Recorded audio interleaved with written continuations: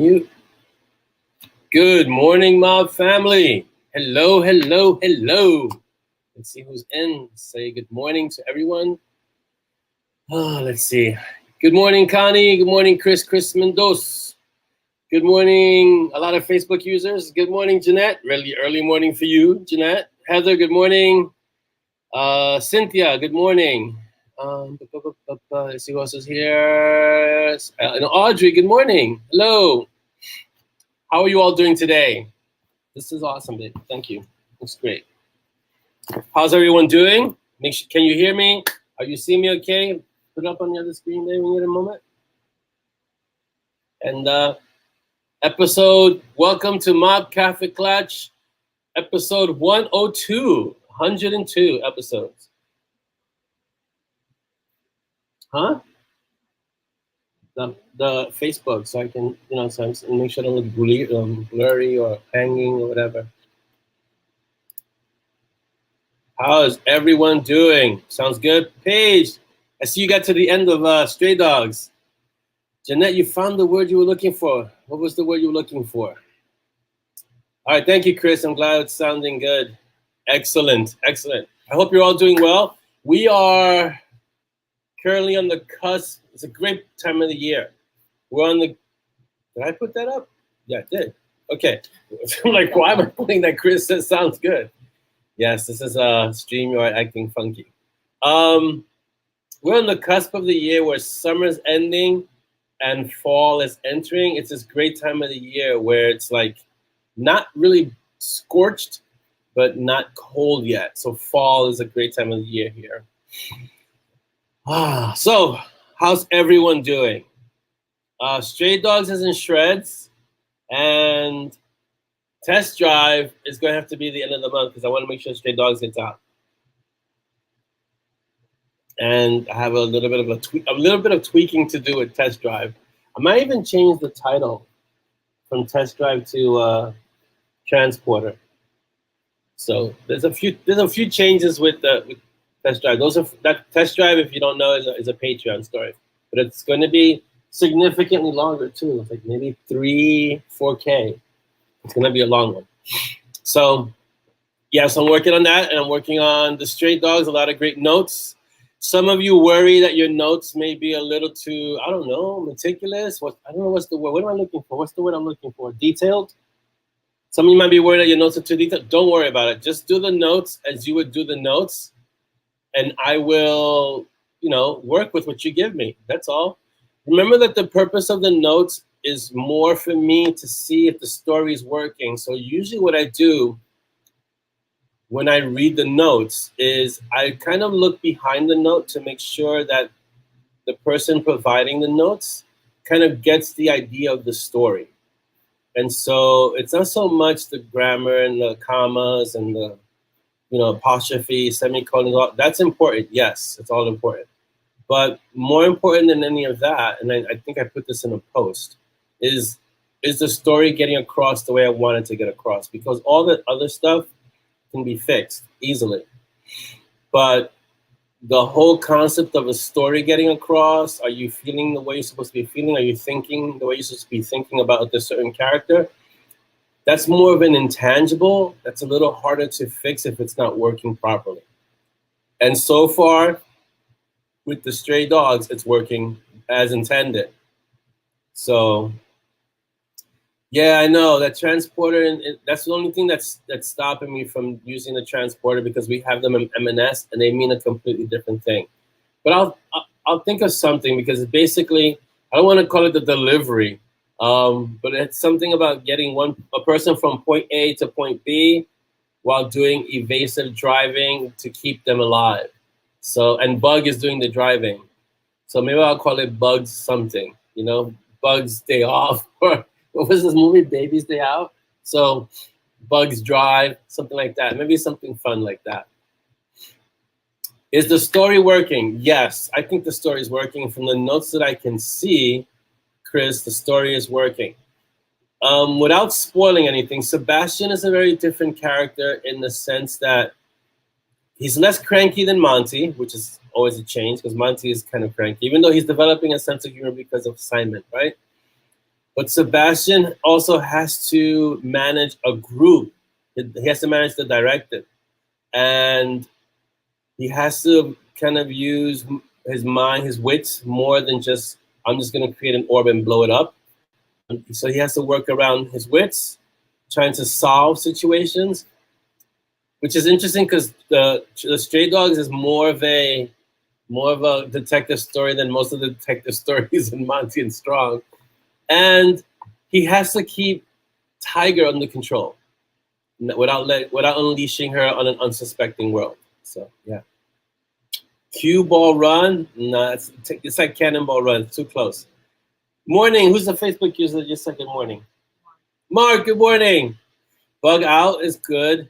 It does have certain connotations, like when you bug out, you're escaping, you're getting out of somewhere, So bug out may not be appropriate. Bugs drive, maybe better. I'll work a few of them, and I'll ask in the mob as well. Let's see. Jeanette's detour-oriented mind trapping M&S. Well, you have to work with what you have, right? So if that's the way your brain works, you just do what you can do, and then don't worry about. We have leeway. I'm not when I give a work to the shredders, to the art. I just expect you to be the way you are. I don't want you to conform to the story. I want you to see the story and then react to the story as it is there. And then I'll work around that. But I don't want you to change for the story.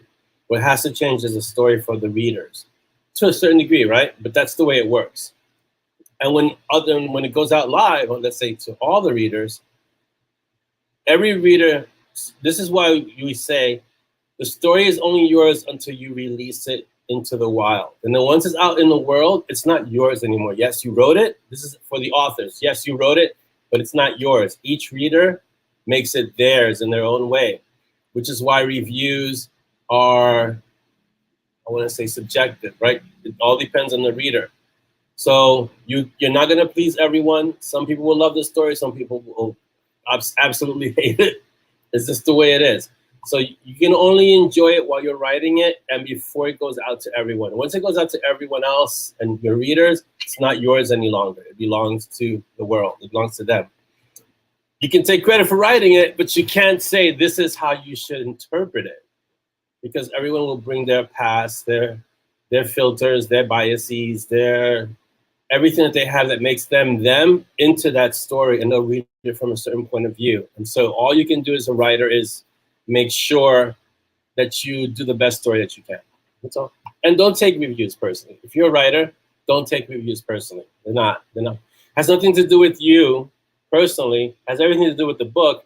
And as a writer, you've got to be able to distance yourself enough from the book that it doesn't affect you personally. Mark, good morning. Nice try with the Iker and doing that with Master Yacht. Not happening. I don't think Master Yacht's going to get his own story. I won't, like I said, I never say never, but Master Yacht is a very different kind of character. And so to get his own story, I don't see it happening because the role he plays within the M&S world is very different. I showcased him a bunch in No God is Safe. You can see a lot there of Master Yacht and his brother, but that's about as much. And then you see him, you see him in the references with Simon and Monty, and even Sebastian has references to Master Yacht.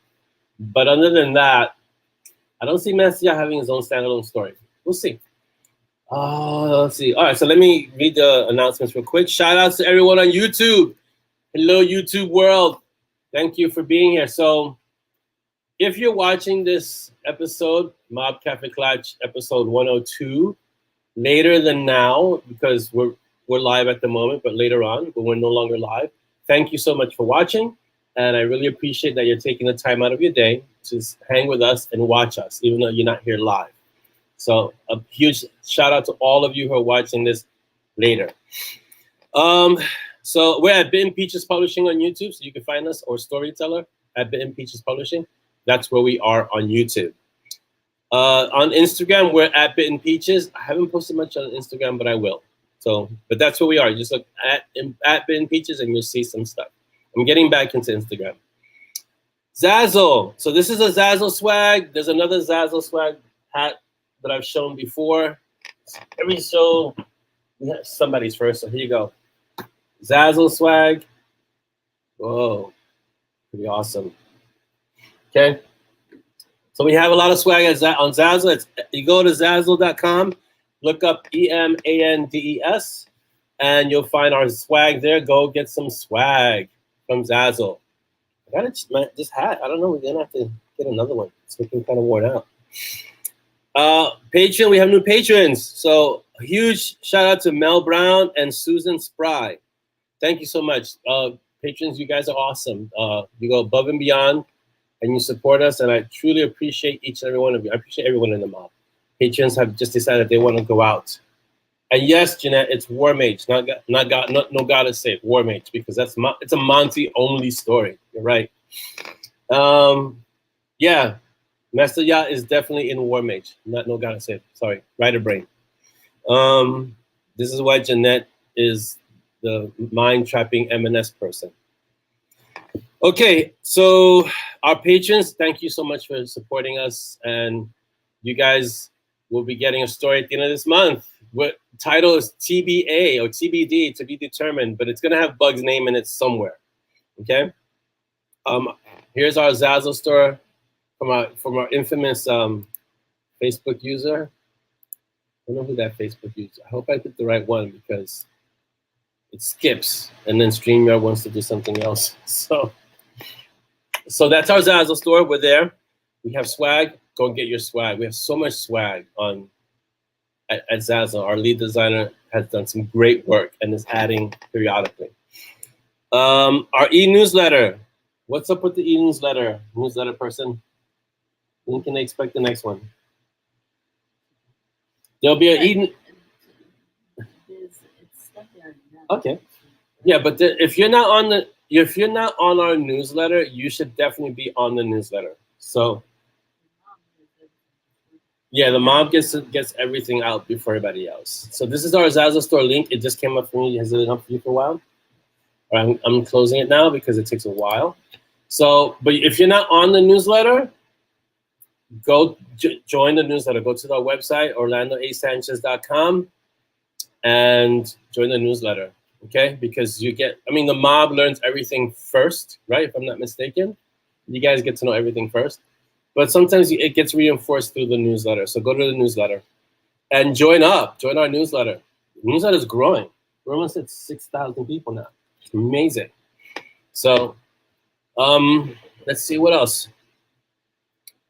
Following us on BookBub at bookbub.com, and when you find us there, just leave your reviews. It doesn't have to be long. 1 line, 2 lines. Go just find us there and join us there. This is the Instagram at the Impeaches link, and this is to find our newsletter. You go here. That link will be coming up soon. Oh, there's an audio. Is it free? The Date. That was a fun book. So The Date, I don't know where it kind of fits. I know it fits within the scheme of things this is our newsletter link, but The Date was narrated by Kevin Collins, who has done all the Mountain Strong books. And it's a really fun, I was listening to it the other day, and it's free on the website. So go to the website, sign up, and get your free audiobook, which is awesome. Oh, let me put the BookBub profile link. It's up. Let me do that too. This Facebook user is really awesome. Give that person a raise. All right, and Binge Books as well. We're on Binge Books. I mean, we've been on Binge Books like every week. I think we're on Binge Books we have a special on Binge Books. Go to Binge Books, what we call Bibo, bingebooks.com. So Binge Books is one word, .com. Sign up, and then you can just follow us, follow Mountain Strong, follow me, and leave your reviews. And hey, I liked it. It was great. It was awesome. It could have been better. Whatever you want to be, just be honest and leave your reviews. Remember, I don't take it personally.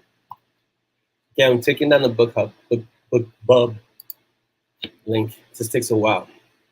All right. So how is everyone? I think that's all the announcements we have, and we'll get to the book and audio updates in a moment. Jeanette says her biggest garment with Zazzle is they don't have the ladies raglan cut t-shirt. I don't know what that is. Do you know what that is?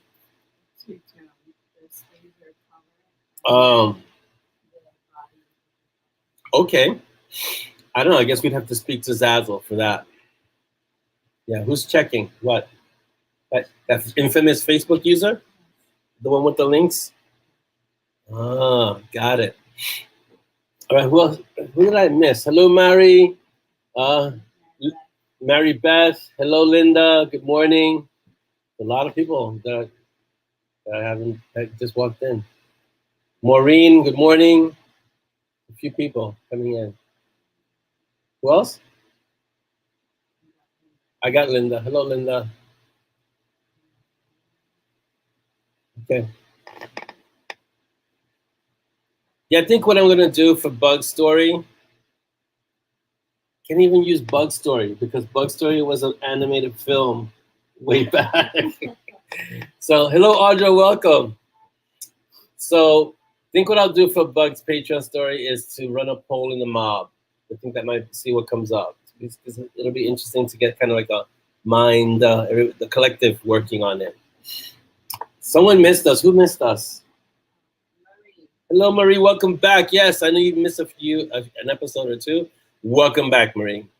The date, I believe, takes place before Tomb Yards. If it is not before full moon, it has to be after Tomb Yards because the date is referenced a few times in terms of Monty and Simon's conversations. Like, you remember that date you went on, and so forth and so on. You remember how that date turned out, et cetera, et cetera.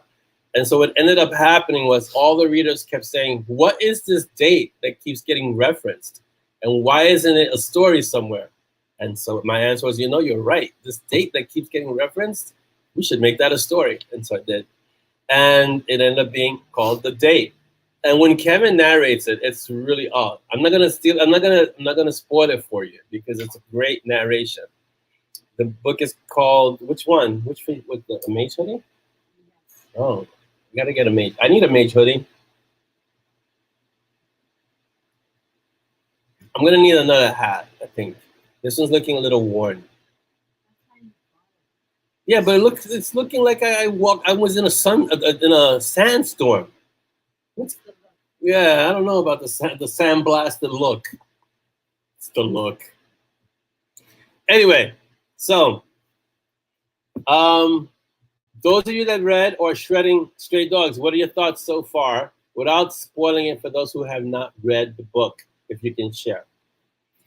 The one based on Archmage. Oh, did you put up a sweater with the Archmage logo? Oh, I gotta get that. It says Archmage on it? Oh, hello. How could I not get that one? See, I can't be exposed to the swag store because then I just start buying. I just want one of everything. That would be expensive. Can I use do you have a special code for me to use in the swag store? Yeah, that cover, Archmage's cover is pretty awesome too.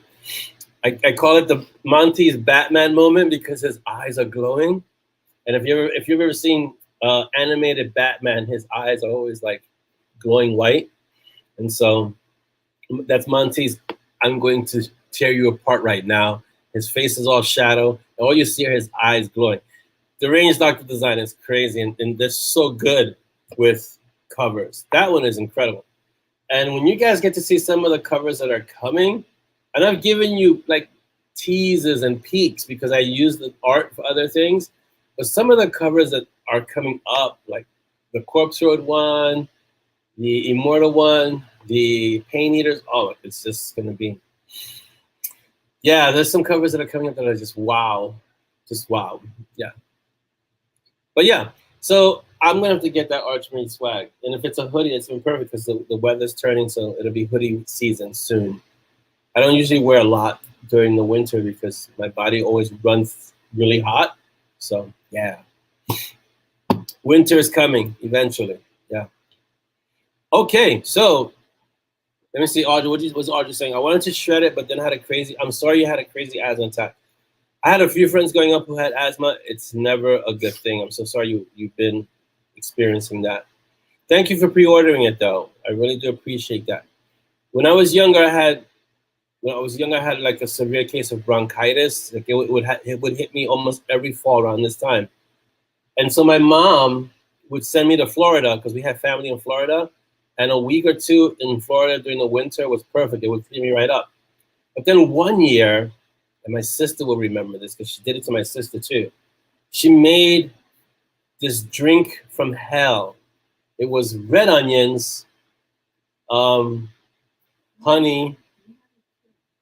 Yeah, red onions. Yeah, my sister would remember, but she made it for me because I had the bronchitis every year. It wasn't like bronchitis, just this weird breathing thing that would hit me every year. So red onions. It was just a concoction. I have to ask my sister, but I remember the red onions because it turned everything pink. And it was horrible. And it would smell. I mean, you would cry just walking into the kitchen. That's how many red onions she used. And then, supposedly, to kill the taste, she put in like 3 or 4 teaspoons of honey into the whole mix. The honey, you never tasted the honey. It was just, I think that was just a psychological thing for us. And then she'd take it out, put it in a big cup, and it was a big cup. And she'd say, okay, drink that. I'm like, I don't want to drink that. It's like, drink it. Let me tell you, never had to go to Florida again because whatever it did, whatever it was, it cleared me right out. I never had a breathing issue after that. So I want to see if I can get that recipe. See if my sister remembers it. She's usually good with that kind of thing. Huge shout out to my sister Lee. So, all right. So I'm sorry to hear about that asthma attack, Audra, but I hope you're much better. Are they giving you something for it, or do you have like the pump that you have to take? Jeanette says Stray Dogs is interesting as much because it is a darker story. Yes. I would qualify Stray Dogs as darker than M&S and maybe on par with Night Warden, kind of like that, you know? Who's the Facebook user that didn't have time to breathe? Oh, Marie, I understand. Someone can get like that. Yeah. Yeah, Connie, that recipe is scary. I mean, I haven't made it for the kids because they don't suffer from breathing issues, but it supposedly really clears up. Yeah. Yeah, the onion drink killed everything. After I drank that thing, I smelled onion for days because it was just, I don't know if any of you have ever had red onion, like the red one. Dolly loves that onion. It's like one of the, and it's so good in food. Like if you add it as a garnish or, you know, in salads, it's so good. But to have it blended and to drink it as a drink, that's called torture. It's called child abuse. Let's see.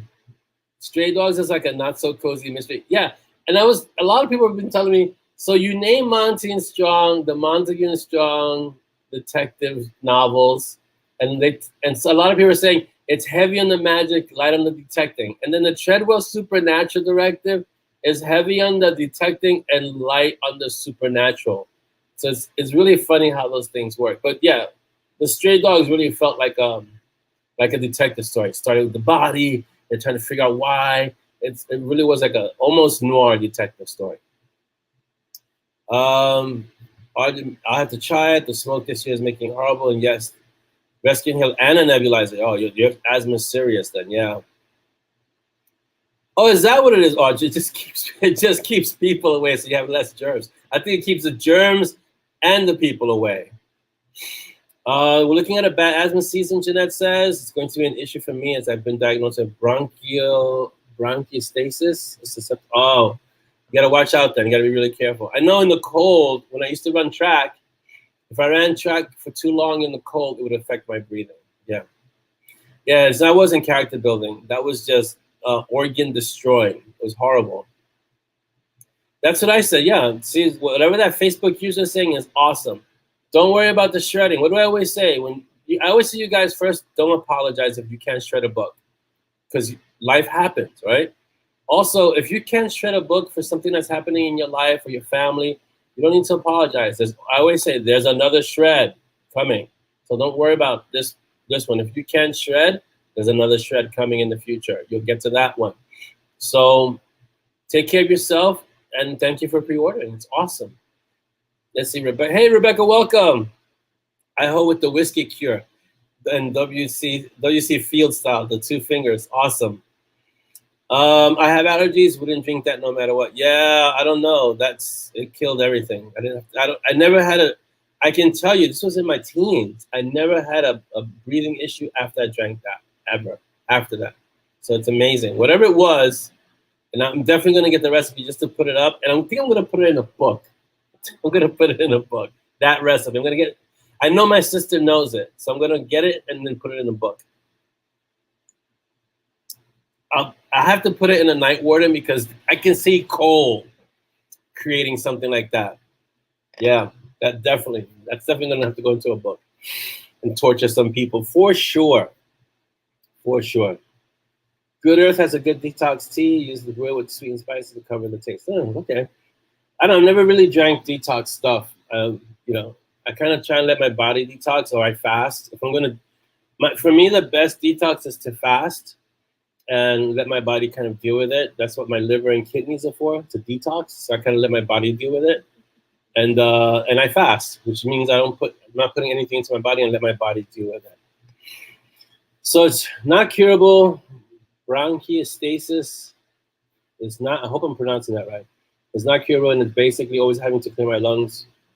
Yeah, that's not good, because in the past COVID world, everyone's going to think you have COVID. Or, you can always say it's long COVID, even though it isn't, and these are just the side effects or the after effects of what you went through. That's one way to deal with it. But that means, do you have to be really careful with your environment? Like, you can't be in a smoke-filled environment, or if the environment is bad, like outside, you have to stay indoors. You have to have, like, the ventilation. Is that a real issue for you, Jeanette? Put it in a book, but put it out for the group first. I might feel Simon. I don't think so. That's Facebook users going to have to be excused from the room, from the episode, I think, making that. Who is it? Who? Oh, Marie? I don't know about that. Let's see. My favorite part's the straw dogs. I think it's stray dogs, but straw dogs is a good title too. Were the tense combo between Sebastian and his tweaking of That's great, Paige, without spoiling it, because that can fit pretty much anyone. But yeah, it was good. It was interesting writing the Stray Dogs, because even though Sebastian is related to Monty, he's not a Montague. He's a Treadwell.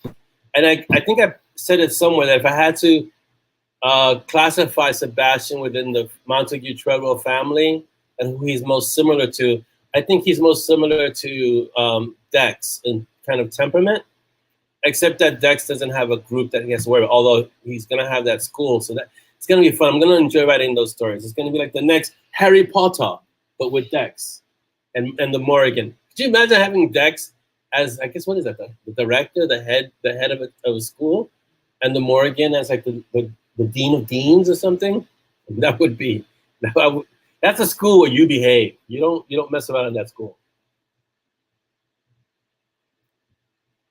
Yeah, I really feel for those of you who have asthma, because I had a lot of friends growing up who had that condition for asthma. And it's never bad. And with major asthma attacks, you need to really be careful, because major asthma attacks can be really dangerous. So please take care of yourselves if you have asthma or any breathing condition that could make you susceptible to having an emergency situation. Please, that's really important. All right, let's get to the book and audio updates. So the Stray Dogs, the pre-order. So if you have, okay, so we're doing a few things differently, right?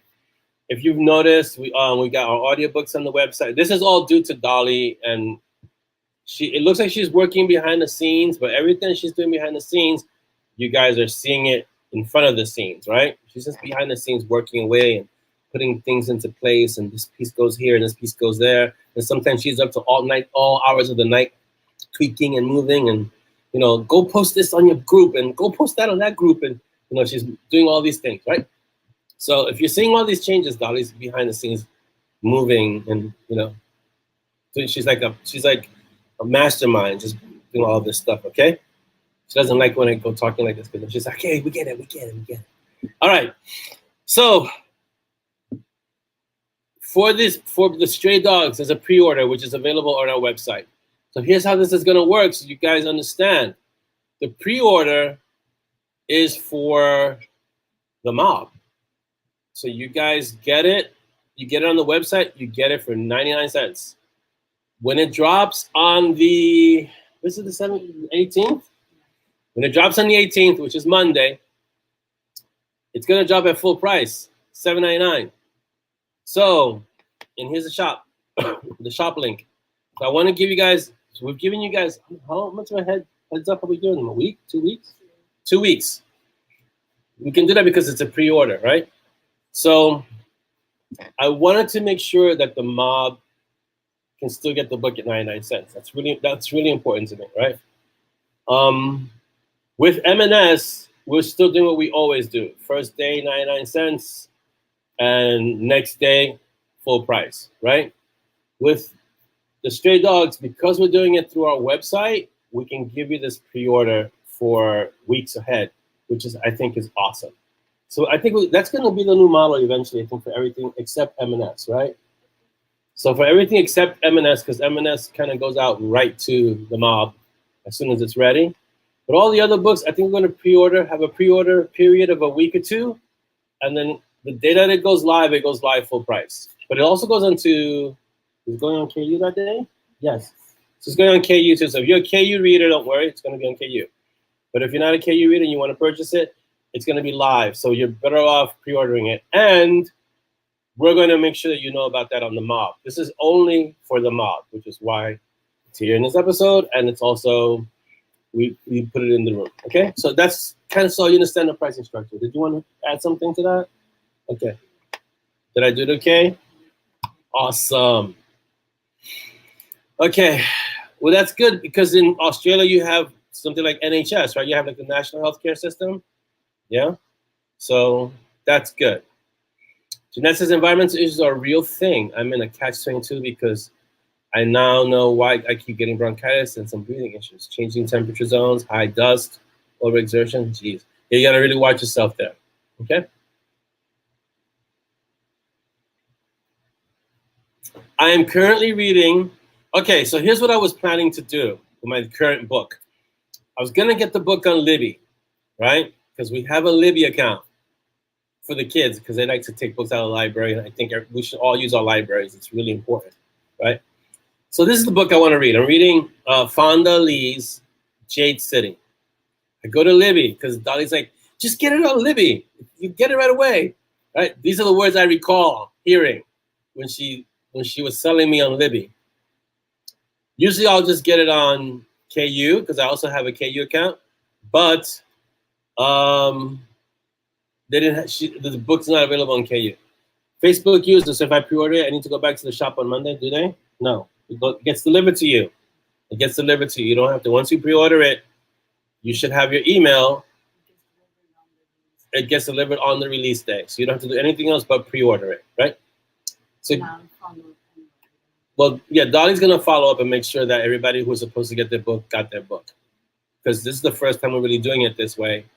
And we want to make sure it's smooth, right? So I go to Libby to look for Jade City, which if you like, wow, it's hard to describe this book. It's Asian in feel.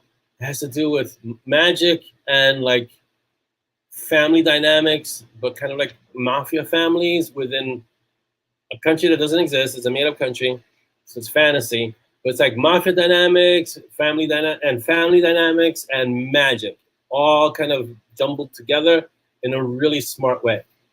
Then that would be Jade City. It's a trilogy. It's 3 books. So I go to Libby, and they tell me. I find it. It's there on Libby, and they tell me 21 weeks before I could get this book. 21 weeks? Are you kidding me? I was like, what are you talking about 21 weeks? I got to wait 21 weeks? That's not going to happen. So I ordered it and just got it. And I'm reading it, and it's excellent. So if there's a book you need to read and you kind of like that, how do I say this? It's more adult because it does have some adult parts, you know? But overall, it's really good writing, really clear, and It has a cool, excellent kind of quirky magic system that centers around Jade. So if you haven't read it yet and you wanted something kind of different to read, Jade City. Yeah, 21 weeks is crazy. That's what I said. She said, it's only 21 weeks. I think it's only 21 weeks. And I paused reading the Murderbot Diaries because Martha Wells is working on the last book, book 8 in the series. So I'm on book 7, and I want to wait until she finishes book 8 so I can read book 7 and then jump right to book 8. And I can get those on KU. Yeah, so in the meantime, I'll be reading Jade City. But Libby's great. Like, for the kids, they get books and they tear through them. It's awesome. Yeah. Yeah, it does take a while, Audra. Libby, if you can get books from your library, please support your libraries. It's really important. Yeah, really important. Jeanette says, physio, exercise therapy, a lot more active work on your cardio. Yes. More things to manage when you're already dealing with autism, depression, balance issues, and looking after. Yeah, so it's, it's life. These things happen. So break it up into small, manageable chunks and do what you can when you can. That's how we get through all of this. So yeah, so that was my Libby experience. Here's the book, The Greenbone Saga. I'll put it up here. Here's the link. Thank you, Facebook user.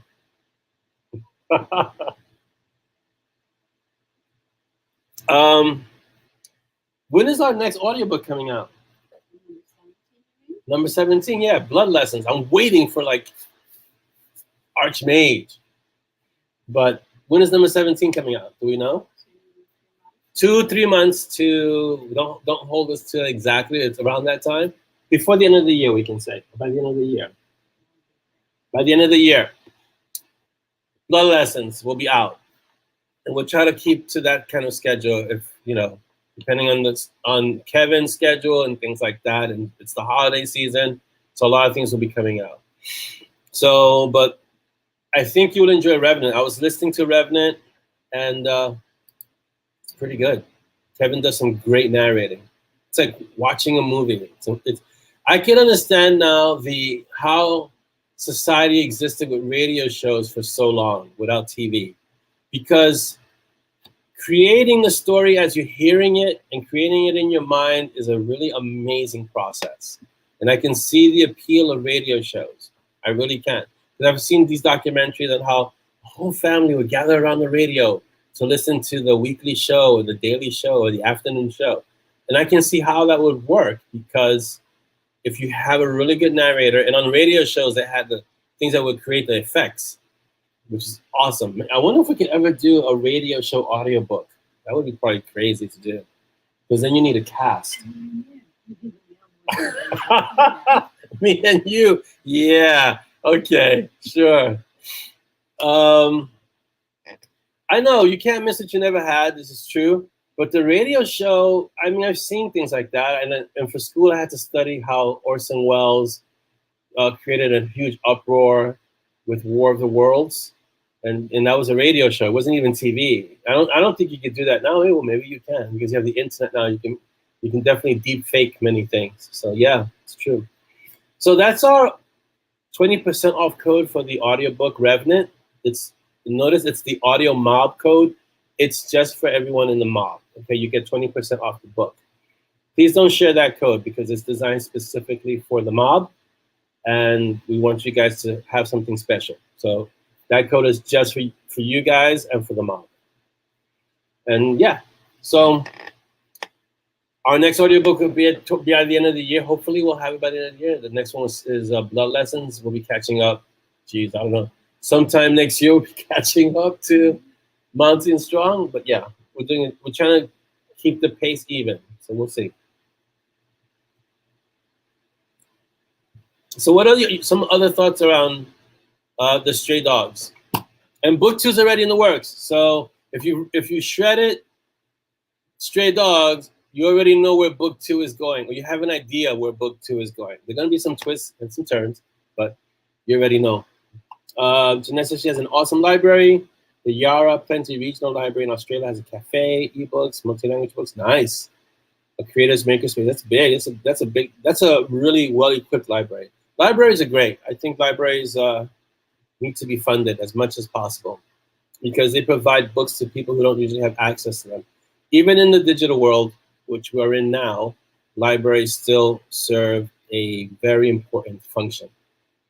Many twists. In the next book is called Shadow Queen, which is referring to Regina.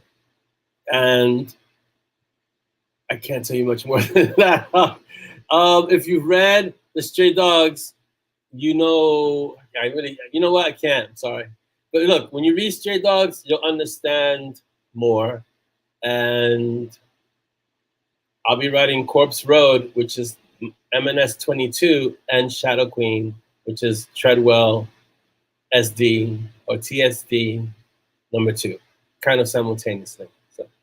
So yeah, so there you go. There are many twists, yeah. I want to say things about Stray Dogs, but I can't. I'm sorry, because I want to be respectful to the people who haven't read it or who aren't shredding it. So let's discuss something else. What did you guys think about Nightwalker? Hey, the new cover on Nightwalker. So someone was saying that it was missing red, and the new cover on Nightwalker looks amazing. I think it's still a top new release. I'm gonna say that that's not due to the writing. That's due to that fantastic cover, because we had the old cover and it had dropped from the top spot, and then maybe this is a strategy. And then when I put the new cover up, it went back to the top spot. So maybe it's the cover is like making people go, this looks great. Let me just get this one. So, but the new cover, the new artwork looks amazing. And we'll be releasing this. I know we're going to be releasing a print version. This is a rare one, because we don't usually release print versions of shorts, right? When? For Bug. Bug isn't a short. Have you seen the 3 books of Bug? Yeah, but each book is big. Fairly big. Novellas. Iker is short. Only because the last one rounds it out. So Rebecca, Stray Dogs drops on Monday.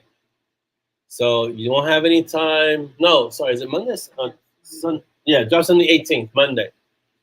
So, but you can pre-order it, and then you'll have it. When do the pre-orders get it? Sunday? Yeah, the pre-orders get it on Sunday. So if you pre-order it, you get it for Sunday. If you don't pre-order it, it'll be on Monday. So it's up to you. You can wait a day, or you can wait, get it on Monday. I'm glad who thought Nightwalker was amazing? Who's that? Mary Beth. Yes, Nightwalker was fun to write and had a nice little twist at the end of that book that I'm not going to spoil in case someone hasn't read. These days, I just gotta be careful with what I say. It's incredible. But I hope by now everyone has read Nightwalker. Jeez, I can speak. So it was an interesting character. A lot of it had to do with. I think, is Mark Rollison here? I think I saw Mark here. So Mark nudged. I was already in the process of looking at Iker as a character, right? Which is why he's making a play for Master Yacht. And then Mark was like, we could really use some more Iker. It's like, yeah, well, in my head, I'm thinking I'm already kind of contemplating this. So it was kind of the thoughts and the energy all aligned. And so it was just at the perfect time. So it was like, yeah, let's do Daystrider and let's do Nightwalker. So they kind of came out one right after the other.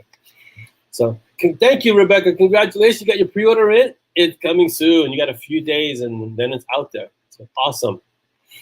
It's going to be an interesting workday for you. Why, Marie? Why is Marie going to have an interesting workday? Oh, when the book drops, yes. So that's currently, getting back to Fonda Lee, that's currently what I'm reading, Jade City. So if you have a book you want to read, kind of a little bit of a departure from the usual thing, but you like the intrigues of family dynamics and things like that, and vying for power and magic. Yeah.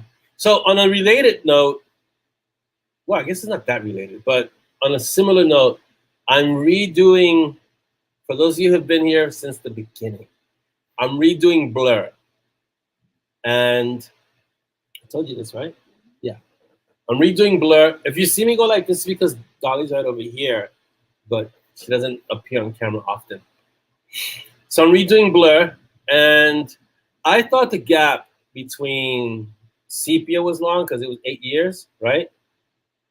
Blur has been 10 years since I did that story, since I finished it. So I'm gonna have, it's gonna be the full package. So Blur, the story of John Kane, starts out as a pentology, because back then in those days I was writing pentologies like The Spiritual Warrior and Sepia, and Blur was going to be the third pentology, except that I never got back to the other 4 books.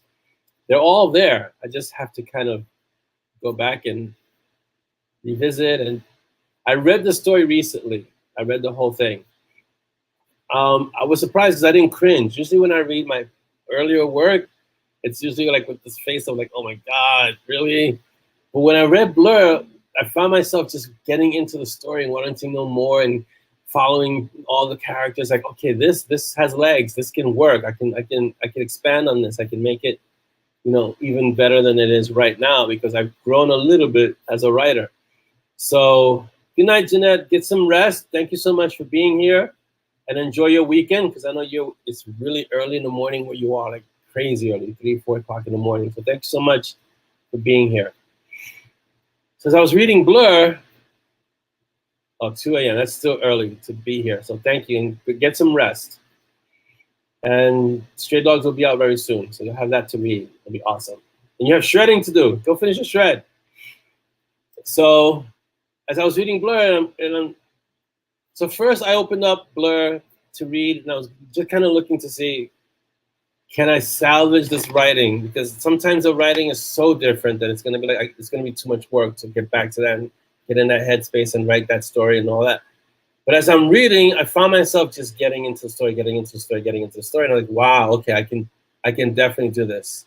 I can definitely take this book and bring it to my present writing and still maintain the integrity of the story, and then continue it, because there are 5 books in this series. So Blur is coming up. I don't know when, because I'm not even putting that on the production schedule, because Blur really is a passion project, but it's coming back.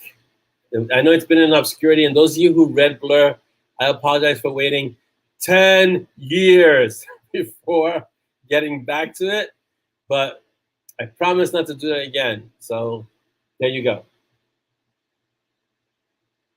All right, let's get to the questions, because I want to get to the questions early. So here we go. We have a lot of questions today. I'm sure there's one for you, darling. Why is it doing this? Here we go. It should be coming up soon. Here we go. Questions. All right, then. Just give me a moment, because it's coming up. No, that's not what I want, but okay, I'll take it. All right, let's see. Just make sure I have seen one. All right, here we go.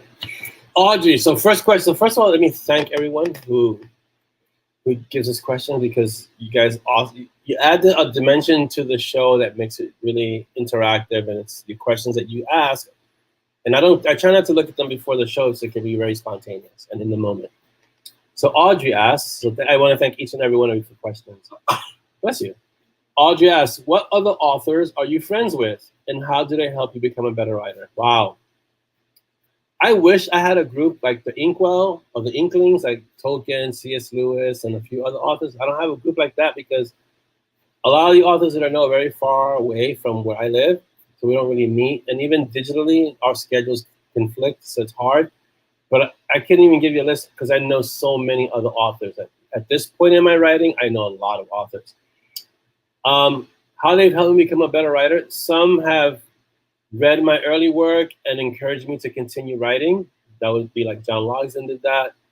A lot of others just encouraged me to just stick to it. Those who were writing before I was writing let me know that the path ahead was going to be tough, but persevere. And many of them, even to this day, just kind of keep encouraging. Hey, I keep seeing that you're writing. It's awesome. It's excellent. Just keep doing what you're doing. And that's basically, they make me become a better writer by making sure that I put in my due diligence and study the craft. Even to this day, I still study the craft. And that's also a reason why I read other books to see what's being done right and what I might do differently. And so that way they help me become a better writer. And we kind of, iron sharpens iron kind of thing. And I do the same thing for them. And if they have some story issues, sometimes they come to me and say, well, how would you do this? Or how would you explain this? And I kind of give them some feedback with that. So, but the list of author friends that I have is really long now. So it'd be hard to just list them all. But that's a great question, Audrey. Okay, yeah, they say writing is a solitary living. And in a sense, the writing itself is solitary, but as a writer, you don't need to be solitary. You should make other writer friends. That's very important. And I have a MoB, and so I might be solitary in the writing, but I'm not a solitary individual, right? Okay. Dolly, what do you consider to be the most difficult part of being a writer? Take it away. I'm not a writer. I think it's maybe viewing like what I go through. What you do? Yeah. What you specifically do? Or writer in general. I don't know. How's Audrey's ask? She's here. You can ask her. Writer in general, for me, I'd say translating what you have in your head, what you see in your head, with the right words, in the right way on paper. Right. Okay. That's it. Awesome. All right. Next question. Still from Audrey. Orlando, how do ideas for new series main characters develop in your mind? Wow. It's a good question. Let me read it. This is a two-part question. And do you just start jotting down notes, or do the characters start yelling at you?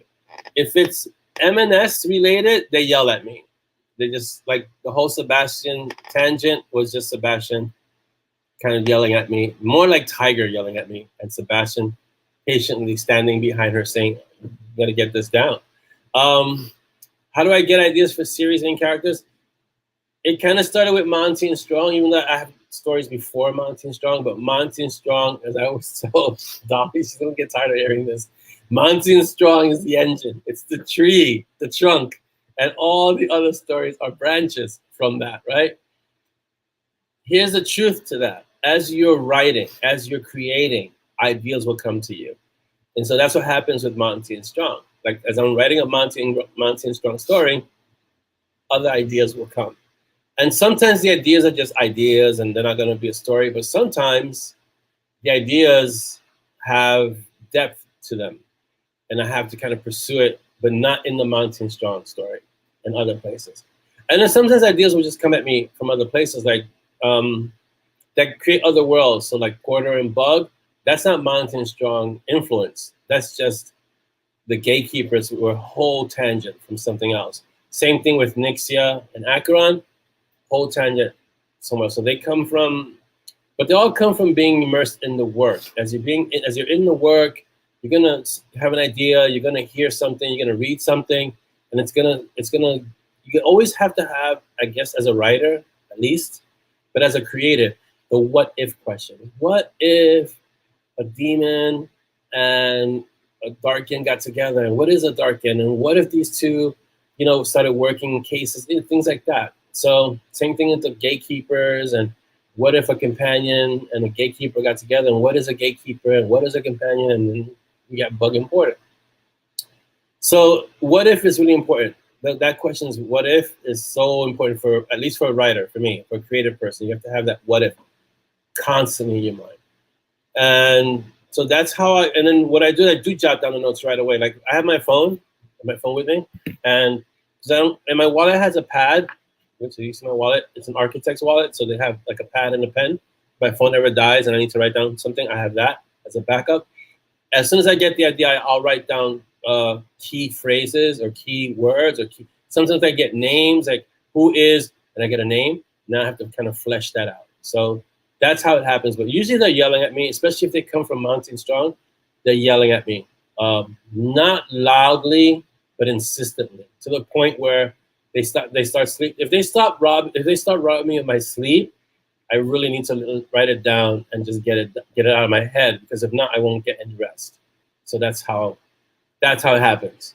Or, like Neil Gaiman says, you just go down to the corner shop, to the idea shop in the corner at the end of that dead end lane, and back in the back shelves are all the fresh ideas, and you pick out the one that you want, and then you just go with that. That's the Neil Gaiman answer. But if I had to tell you where they came from, there's no way I can tell you where they come from. I get ideas all the time. I can't tell you where they come from. I can tell you how I help generate them, but I can't tell you exactly where the ideas originate. And if a writer tells you that they know exactly where the ideas come from, they're lying. Sorry. But that's, yeah, because no writer knows where the ideas come from. We're just open to them. Okay, next. But that's my opinion for what it's worth, right? All right, next question. Chris Mendoza asks, when you were writing the first Mountain Strong trilogy, did you have any idea it would continue this far and trigger so many tangent stories? In a nutshell, no. A trilogy, I was tired of writing pentalogies. So I just finished Spiritual Warrior. I was in the middle of Sepia Blue, which is the third book in Sepia Blue, when I started writing Tomb Yards and Butterflies. Sepia Blue was slated to be a pentalogy, and I was like, I'm not doing any more pentalogies. I haven't even gone back to John Kane at that point, because like I'm done with pentalogies. I'll make John Kane a trilogy. So what I was going to do with Mountain Strong was a trilogy. It was going to be Tomb Yards and Butterflies, Full Moon Howl, and Blood of Sticker. And I was done. I was good. And here we are, 21 books later, and I don't know how many like offshoots from the Mountain Strong world later. So no, I had no idea, none whatsoever. It's just the way sometimes these things happen. You know, Mountain Strong, out of all the works that I've done, all the books I've done, Mountain Strong resonates the most with my readers. And I know readers who come through Sepia, I know readers who come through the Spiritual Warriors, and readers who come through Night Warden, and all these other different entry points. But Mountain Strong resonates the most. It's been my experience. I know people who don't like Peaches, which I can't even comprehend. But, you know, I had one reader say, I stopped reading it because you're still writing Peaches. I was like, I don't know what to tell you. I love Peaches. I'm not going to write Peaches. I'm not gonna stop writing Peaches because you don't like Peaches, because I love Peaches. So, you know, I don't know what to tell you. And there are some readers who don't like Peaches, and maybe they're not dog lovers. You have to kind of be a dog lover to kind of accept Peaches, the way he speaks. Or you have to have had a dog in your life to understand Peaches' way of speaking and how everything is meat and food. And if you ate meat, you'd be stronger, kind of thing. All right, next question. There's another one from Chris Chrisman. For new writers who have an idea for a storybook but don't know how to start, what would you suggest? Create characters first, story plot, world, magic rules, etc. For me, and again, this is just for me, this is what works for me. You're going to have to try this out and see what works for you, right? For me, characters come first. And then you put the characters into a situation, and of course, it has to have conflict. You're not going to put a character just sitting there reading a book unless 5 minutes later, the book explodes, and out of the explosion appears another person who wants to kill that character. That's what makes it interesting, the conflict, right? So characters first, conflict, story comes later. You have to have the world of magic rules. You got to kind of have them in place, but don't use the writing itself to just explain the world magic. Let the world of magic develop as you're telling the story, so that you can kind of explain it as you need to, but don't let it take over the story. Don't do info dumps. Don't spend 3 chapters, unless your name is Tolkien. Don't spend 3 chapters explaining the world, because your readers aren't going to have the patience for it. So create interesting characters. I'm going to call this the Logson method of character building. Create your characters and have them do mundane things. Have them go to the store. Have them do laundry. This is the Logson method, patented by John Logson. So have them go to the store, have them do laundry, have them do mundane things, and get to know your characters first. Then start putting them in the story. But that's a good exercise to learn your characters, how they would react, what they would say. Like if you ask me anything about Monty or Simon, what they would do in any particular situation, I could tell you, because I know them that well. And any character, really, that I write, I know well enough to tell you how they would react in any situation, which is so important later on when you have to write characters and they have to have distinct voices. Because if you don't know your characters, they all start sounding alike. And so you need to really know your characters. And we have a group, the Mages of Word Weavery, which is starting soon, or it's already up. Chris can put the link up. If you're an aspiring writer, or you're already writing and you want to learn more about writing and you kind of want to get your ideas out there, drop by this group. It's called the Mages of Word Weavery. Join it, and we'll be discussing writing, like writing tips, writing ideas, how to get started, things like that. It's really for writers who want to write a story but don't quite know how to write the story. So join that group, and we'll be talking about writing. It'll be basically for writing, okay? So it's the Mages of Word Weavery. I'm sure Chris will put the link up somewhere. All right. Audrey has more questions. Awesome. She says, or asks, Orlando, I do a lot of written reports when working in the corporate world. I used to do a lot of written reports when working in the corporate world. Audit reports, board of director analyses, etc. And it seems to me that the process is the same as what you do for writing fiction. Do you agree? Writing is writing no matter the subject. What differences do you see, if any? I think you have a lot more leeway when you're writing fiction because you don't have to work with so many facts. So yes, you do have to do your due diligence, and if you're going to propose certain things, they have to be rooted in some kind of reality. But when you're writing reports, audit reports, or nonfiction, let's say, you have to have your facts straight. You can't fool around with the facts. The facts have to be accurate. You can still write riveting reports, like audit reports or use that board of direct analyses and nonfiction. So if you see the copy that they have on certain things, products to sell them to people, the writing has to be captivating. But I don't necessarily agree that writing is writing no matter the subject, in the sense of when you're writing fiction, you have a lot of latitude because you're writing fiction. And when you're writing nonfiction, you don't have much latitude. It's got to be accurate. But that doesn't mean that it can't be engaging or entertaining. But when it's the facts, it has to be accurate.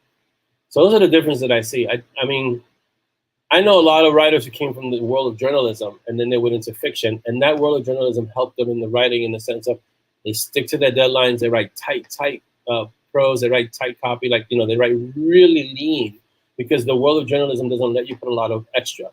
So they directly translated that to their fiction writing, and their fiction writing is really tight, lean, and mean. It's like they get to the point right away, and the story really moves quickly.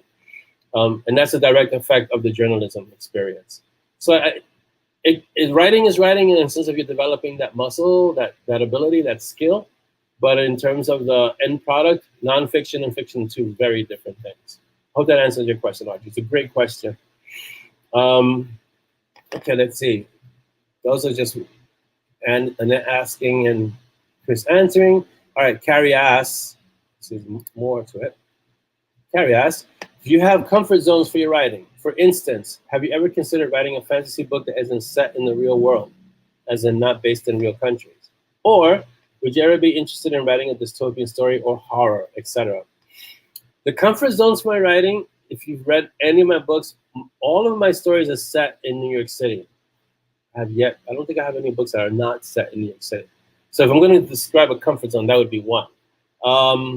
In terms of the genre, urban fantasy is where I live in terms of my writing. I'm still working on the the PNR that's in the background somewhere. But urban fantasy is my comfort zone. I haven't decided on writing any horror because I don't really like horror. I grew up reading Stephen King and Koontz and a lot of huge horror writers, but writing it doesn't really motivate me. I don't find anything in writing horror for me. Or dystopian. I write to kind of escape the stuff that's already happening in real life. I don't want to revisit it in the writing as well, So I kind of like my writing to be a few steps removed from all the ugliness in the world. So I won't write dystopian or horror because it's not my interest. It's not something I want to do, and it's not something I can see myself doing long term. Have I ever considered writing a fantasy book that isn't set in the real? That's interesting. And I grew up on fantasy, but it's creating a world and then creating all the governments and then creating I already kind of do that in the urban fantasy. That's still fantasy, but in a world that isn't real, that just seems like a lot of work for me. I'll leave that to like the fantastic authors that do world building that way. And my world building has a tendency to stay within the urban settings and the politics and dynamics within that. The world building in a world that doesn't exist and creating that world from scratch, that is so much work. It's a lot of work. I used to be a DM. I can tell you, it's a lot of work creating a world from scratch. It's a lot of work. And I don't want to devote that much time to creating a world from scratch in that setting. I do it in urban fantasy. I mean, the Dark Council, the Light Council, the NYTF, everything that exists, the Word Weavers, all that stuff is world building. But I wouldn't want to do that in a place that doesn't exist. I like doing it in New York because, I have an interesting love-hate relationship with my city. So for me, having that setting makes it possible for me to do all the other things that I put in that setting. As opposed to if I create the country of Yorkia, then that's a whole different thing. I got to create the politics of Yorkia, what Yorkia looks like. Where is it? An island? Is it a continent? What is it exactly? What are the seas next to it? I got to create a map for it. It's just too much work for me. My brain isn't gonna. By the time I do all of that, my brain is gonna okay, no more story. You already did all the work. So it's like, So no, I can totally appreciate and respect the amount of work that goes into fantasy worlds, creating and the world building. Also, I know that world building can be a trap for a lot of writers and authors. And trust me, as a DM, an ex-DM, I know how much of a rabbit hole it could be to get into writing, creating a world building. You can get into world building and you can spend all your time world building under the premise of I'm getting ready to write. And I don't want to do that. That's too much work. And there's a lot of work that goes into world building. I mean, if you look at the books in Dungeons and Dragons, and how many books Dungeons and Dragons has now, from the point when I started, which we just had the DM book, the first monster manual, and the player's handbook. We only had those 3 books. And now it's incredible how many books are, because the world building just gets bigger and bigger and bigger, Also, as a point of reference, when I write about New York, you can picture New York City. You can have an idea. Maybe even if you've never been here, you've seen images of it, pictures of it. You have a concept of New York. And so it kind of grounds the story in reality enough for a reader to relate to the story. And you can find yourself walking the same streets in New York, which I do often. Or I drive by them constantly. So like when I blew up in Nightwalker, when I blew up the, what was it on 5th Avenue, the museum? What was it? Do you remember? Huh? No. Not Mocha, no. Nightwalker.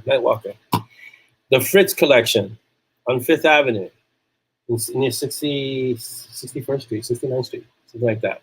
That's an actual building. I drive by it like every Saturday. I used to drive it when I took Z, right? So, it's like one of those situations where you see a building and it's like a mafia situation. It'd be a shame if something happened to that building, that kind of thing. And so, yeah, it's like that, All right, let me read some of these. Nothing like facts to get in the way of a good story. Yeah, this is true. Sorry, guys. Oh, so the writing group, Mages of Word Weavery, is invite only. So speak to Chris, and he will send you an invite. Badlands Paranormal Police is not set in New York. No, it's not. It's set in the Badlands. And one of the issues that I had with the Badlands Paranormal Police is that it wasn't a real world.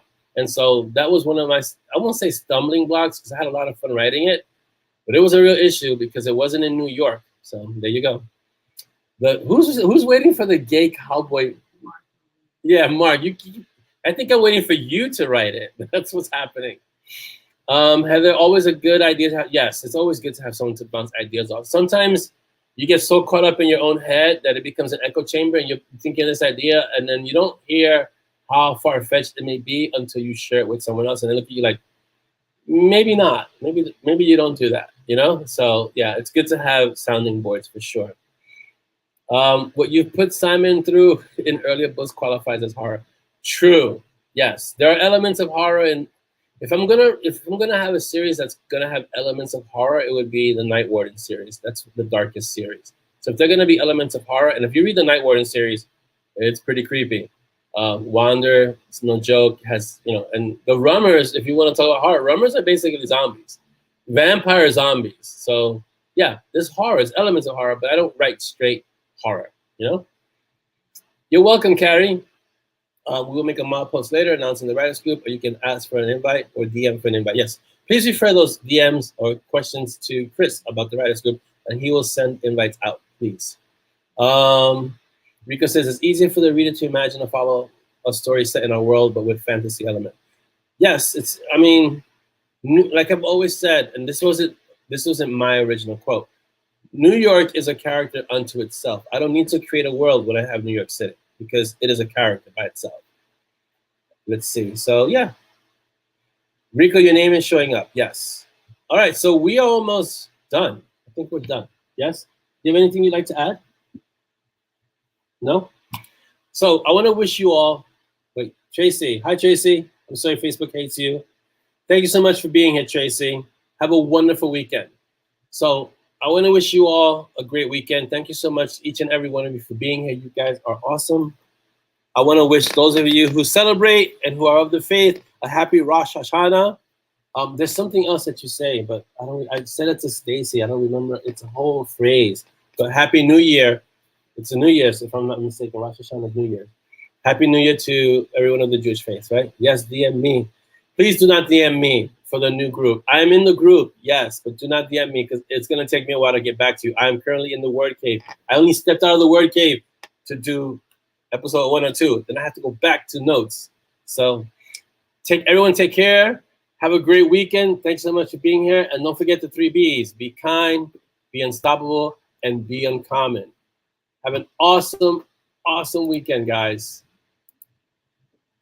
And we're out. We are out. Not yet. Almost.